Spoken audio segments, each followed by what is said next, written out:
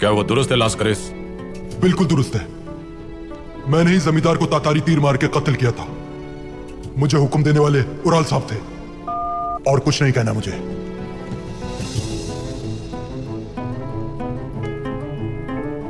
गलत है, ये इल्जाम तराशी है।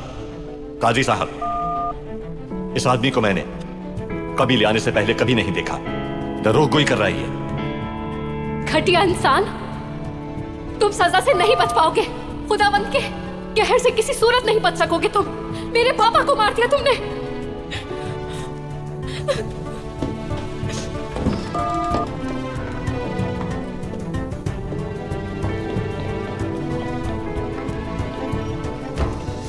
मेरी ज़ौजा और मैं इन इल्जामात को मुकम्मल तौर पर मुस्तरद करते हैं। सबूतों की रोशनी में लास्करिस ही कातिल साबित होता है, लेकिन मेरा इस कातिल से ताल्लुक है, यह कहीं भी साबित नहीं होता।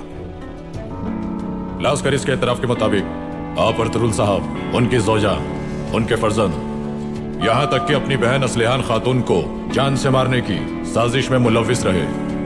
तुक्तमिश साहब और आयबुके खातून को चौलपान खातून के साथ मिलकर कत्ल करने का इल्जाम भी है आप पर। क्या कहेंगे आप अपनी सफाई में उराल साहब? काजी साहब, ये सब इल्जामात हैं। मैंने सलीबियों के आलाकार सीमोन को कत्ल किया था। तुक्तमिश साहब का और अर्तुगरुल साहब का इंतकाम लिया था मैंने, लेकिन ये मेरे भाई के साथ गठजोड़ करके मुझे बदनाम करने पर तुले हैं।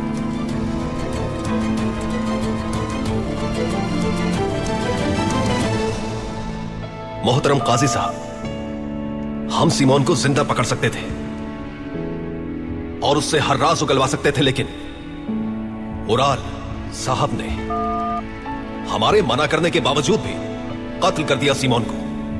यह चाहता था कि इसके राज उसके साथ दफन हो जाए ताकि यह खुद को बचा ले।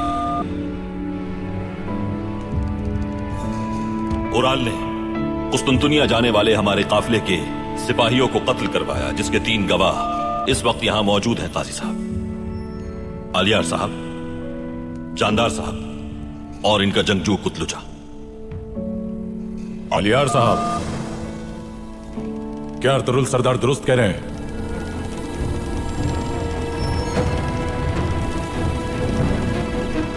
बिल्कुल दुरुस्त है। तुम क्या कहोगे कुतलुजा? बिल्कुल सच है काजी साहब।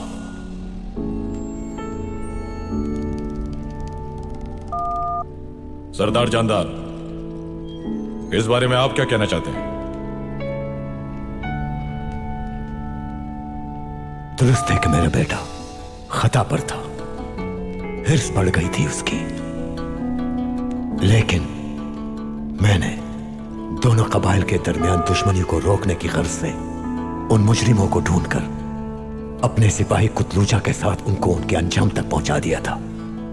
अर्तुगरुल साहब के शहीद सिपाहियों का इंतकाम ले लिया था मैंने। एक सरदार के तौर पर मैंने अपना फर्ज निभाया। काजी साहब, आपके शहीदों का क्या होगा जानदार साहब? क्या उनकी शहादत रायगां जाएगी?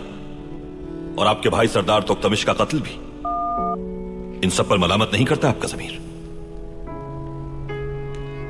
अर्तुगरुल साहब बहतान लगा रहे हैं। ये मेरे फर्जंद के एक जुर्म को अपना मकसद हासिल करने के लिए इस्तेमाल करने की कोशिश में है। ये सब झूठ है, गलत है। हद-ए-अदब, शोर मचाकर इंसाफ हासिल नहीं किया जाता जानदार साहब।